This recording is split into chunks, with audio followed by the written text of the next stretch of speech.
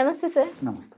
Sir మోకాళ్ళ నొప్పులు అనంగానే మనం ఇంటేక్ ఒక ఎత్తు అయితే, బయట నుంచి వాళ్ళకి పెయిన్స్ వచ్చినప్పుడు చాలా ఆయింట్మెంట్స్ అనేవి లేకపోతే ఏదైనా ఆయిల్స్ లాంటివి తీసుకుంటూ ఉంటారు. మీరు ఈరోజు ఏదైనా దానికి సంబంధించి ఏదైనా ఆయిల్ ఉందంటారా? అంటే రిలీఫ్ ఇవ్వడానికి, ఇన్‌స్టాంట్ రిలీఫ్ ఇవ్వడానికి. సో ఈ మధ్య కాలంలో ఈ మోకాళ్ళ నొప్పుల సమస్య విపరీతంగా పెరిగిపోతుంది. పెరిగింది. అవును సార్. ఒక కుటుంబంలో 5 మంది ఉన్నారంటే నలుగురికి ఉంటుంది సార్. ఎగ్జాక్ట్లీ అమ్మా, నలుగురు కూడా మోకాళ్ళ నొప్పులు ఉంటుంది. సో ఇప్పుడు మీరు మంచి ప్రశ్న అడిగారమ్మా.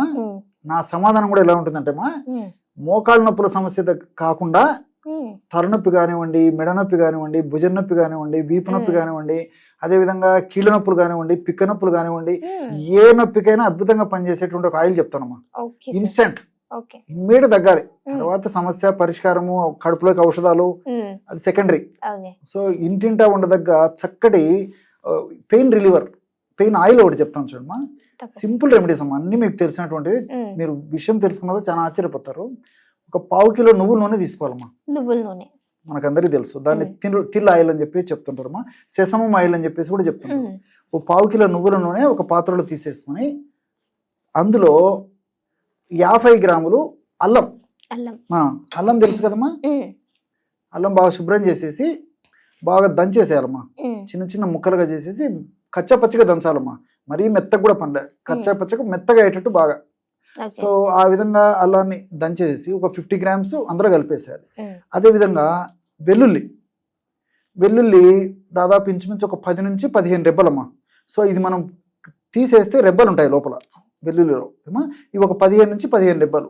ఇవి కూడా జస్ట్ క్రష్ చేయాలి, కచ్చా పచ్చిగా దంచేసి అందులోనే అల్లంతో పాటు వేయాలి. అల్లం 50 గ్రామ్స్ అయితే ఇది ఒక 10 to 15 సరిపోతాయమ్మా. సో అందులోనే ఆయిల్లోనే వేసేసి 250 ml ఆ నువ్వుల నూనె వేసేసి పొయ్యి మీద పెట్టేసేసి సన్న మంట మీదమ్మా. మరి చెప్తున్నామా, ఈ రోజుల్లో ఏమంటే ఫాస్ట్ వాళ్ళకి మెడిసిన్ తయారు కావాలనేటువంటి కాన్సెప్ట్ ఉంటుంది. సో పనికిరాదమ్మా, సిమ్లో పెట్టాలి. సో సన్న మంట మీద కాచాలన్నమాట.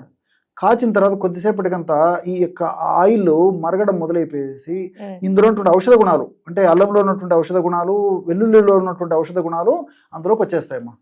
సో ఆ విధంగా వచ్చిన తర్వాత ఆ ఔషధం తయారైందని చెప్పి గుర్తెరిగేసేసి తర్వాత దించేసేయాలి. సో ఎట్లా తెలుస్తుందని చెప్పేసి మీకు సందేహం వస్తుంది, ప్రేక్షకులకు సందేహం వస్తుందమ్మా. సో ఈ రెండిట్లో నీటి శాతం ఉంటుంది. సో నీటి శాతం ఉన్నప్పుడు ఆ పదార్థం తయారయ్యేటప్పుడు శబ్దం వస్తుంటుందమ్మా. సో ఎప్పుడైతే శబ్దం వస్తుందో అప్పుడు నీరు అందులో ఉంది అని అర్థం. సో క్రమక్రమంగా శబ్దం రావడం తగ్గిపోతుంది.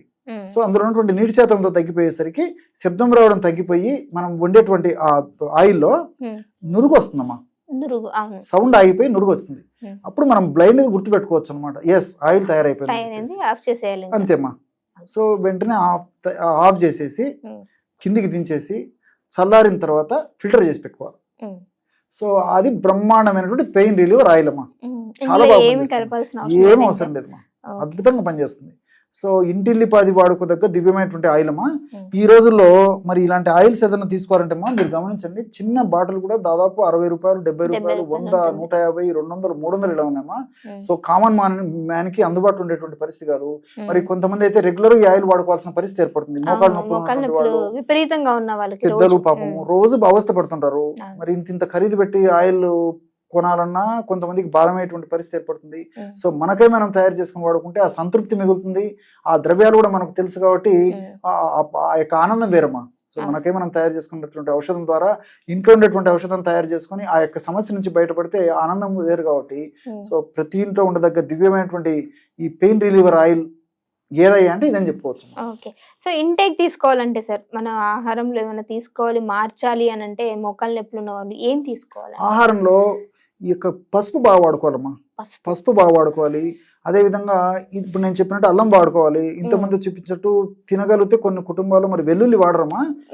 వెల్లుల్లి పచ్చి తినే వాళ్ళని కూడా చూసాను. మంచిదమ్మా. అన్నంలో మరీ ఎక్కువ తీసుకుంటే ఓవర్ హీట్ చేయడం, నాలుక పొక్కు రావడం జరుగుతుంది. అలా కాకుండా వెల్లుల్లి తేనెతో మిక్స్ చేసి కానీ, లేకపోతే వాడదైనటువంటి వాళ్ళైతే వెన్నతో మిక్స్ చేసి కానీ, అలా తీసుకోవచ్చు. లేకపోతే అన్నం తినేటప్పుడు మొదటి ముద్దలో ఒక వెల్లుల్లిపాయ కలుపుకొని తీసుకున్నా సరిపోతుందమ్మా. సో అన్నంలో వెల్లుల్లిపాయ కలిపి లేదా నమిలినప్పుడు వంట చేసేటప్పుడు కూడా కొంచెం క్రష్ తీసుకుంటే చేసేయచ్చు. మంచిది. ఆ విధంగా చేస్తే ఉంటే మరీ హీట్ అయిపోతే కొన్ని ఔషధ గుణాలు పోతాయమ్మా. పోతే ఓకే. సో పచ్చిగా వాడడం వల్లనే ఔషధ గుణాలు కూడా ఎక్కువ ఉంటాయి. ఇట్లా సమస్య ఎక్కువ ఉన్నటువంటి తీవ్రంగా వాళ్ళలో ఉన్న వాళ్ళు. సో ఇలా వాడుకోవడం మంచిది. కాబట్టి ఇది మంచిది. అదేవిధంగా మరి ఈ రోజు కూడా పిందెల కడ ఆహారం తీసుకుంటూ ఉండాలి. తర్వాత సహజంగా దొరికేటువంటి డ్రై నట్స్, డ్రై ఫ్రూట్స్ ఏదో ఒక టైంలో కాస్త తీసుకునేటువంటి అలవాటు చేసుకోవాలి. ఇలాంటి చిన్న చిన్న జాగ్రత్తలు తీసుకోవడం వల్ల మరి ఈ నొప్పులు ఉన్నటువంటి వాళ్ళకి చాలా చక్కటి ప్రయోజనం చేకూరుతుందమ్మా. ఇంకోటి ఏంటంటే ఇలాంటి వాళ్ళు ఆహారం తీసుకున్న వెంటనే నిద్రపోకూడదమ్మా. వెంటనే నిద్రపోతే నొప్పులు ఎక్కువైపోయేటువంటి పరిస్థితి ఎక్కువ శాతం మందిలో ఉంటుంది. కాబట్టి మధ్యాహ్నం పూట కూడా వాళ్ళు ఏదైనా రెస్ట్ తీసుకోవాలంటే ఆహారం తీసుకున్న తర్వాత, తిన్న తర్వాత ఒక అరగంట గంట ఆగిన తర్వాత వాళ్ళు విశ్రాంతి కానీ సేనిస్తే మంచిదమ్మా. వెంటనే పడుకోవద్దమ్మా ముఖ్యంగా. ఓకే. అదే. Okay. Thank you so much sir. మంచి ఇన్ఫర్మేషన్ ఇచ్చారు. నమస్తే.